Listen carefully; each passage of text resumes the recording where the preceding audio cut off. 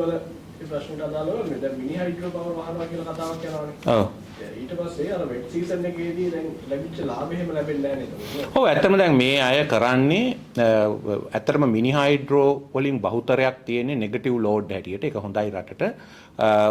ඉතින් ඒවාට බලපෑම් කරනවා දුරකථන ඇමතුම් දීදී කපන්න කියලා. දැන් මේ අපේ මේ ඉන්න කාර්යාලයටත් අපට දුරකථන ඇමතුම් දීලා කියන අපේ සෝලාර් පැනල් කපන්න කියලා. අපි ගිවිසුමක් අත්සන් කරලා තියෙනවා ලංකාව විදුලි බල මණ්ඩලයේ. ලංකාව විදුලි බල මණ්ඩලයේ පුරවකථනයක් කරලා තියෙනවා මෙන්න මීට වැඩි ප්‍රමාණයක් අපිට ග්‍රීන් එනර්ජි ගන්න පුළුවන් කියලා.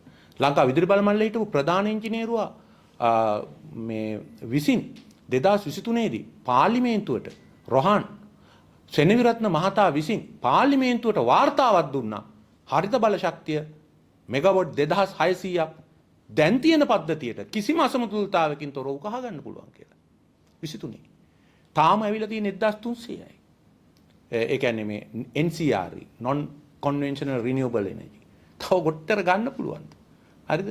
දැන් අනිත් එක මේ ප්‍රශ්න ඔක්කොම ආවේ මේ අනුදිසානායක මහත්තයා බලයට ආවට පස්සේ. ඊට කලින් නම් අපිත් ඇමතිලා වෙලා හිටියා. තවත් අය ඇමතිලා වෙලට කවදක්වත් ওই ප්‍රශ්න ආවේ නැහැ. මෙතුමා බලයටපත් වුණු විගස තමයි මේ ඔක්කොම ප්‍රශ්න මතුවෙන්න පටන් ගත්තේ මේ හරිත බල ශක්ති විරෝධය හා ගල්ලංගුරු ඩීසල් ප්‍රේමය. ඉතින් ඒක ගැන මේ රටේ මහජනයා අනාගතේ වග උත්තර බඳි.